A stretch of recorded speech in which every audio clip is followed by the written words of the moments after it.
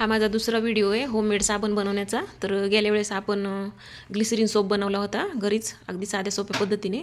तर यावेळेस आपल्याला गोट मिल्कपासून साबण बनवायचं आहे. तर त्यासाठी मी ॲलोवेरा घेतला आहे, 3 पानं घेतलेत आहे आणि ही कडुलिंबाची पानं आहेत. तर या दोन्ही वस्तू आपल्याला स्वच्छ धुवून मिक्सरमधून काढून घ्यायच्यात आहे आणि एकदम बारीक पेस्ट बनवून घ्यायची आणि अशा सुती कापडामधून त्याचा असा रस गाळून घ्यायचा आहे.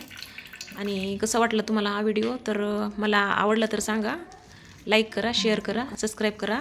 आणि हा हे बघा, मी हा ॲलोवेराचा ज्यूस काढून घेतला आहे दोन्ही एकत्र.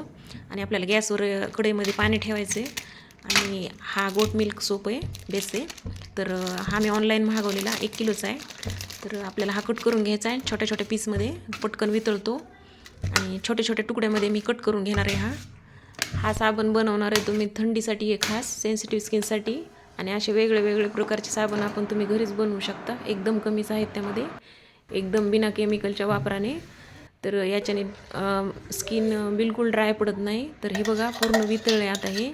आता ह्याच्यात आपल्याला साहित्य मिसळायचं आहे. कडुलिंबाच्या पानाचं ज्यूस आणि ॲलोवेरा ज्यूस मिसळून सगळं एकत्र करून घ्यायचे. आणि तसेच मी 1 चमचा तेल टाकलं आहे, नारळाचं तेल.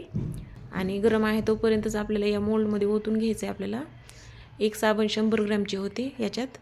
आणि आता मी 2 तासासाठी सोडलं होतं आणि बघा बिलकुल चिटकत नाहीत आणि आपले साबणा रेडी इथं एकदम.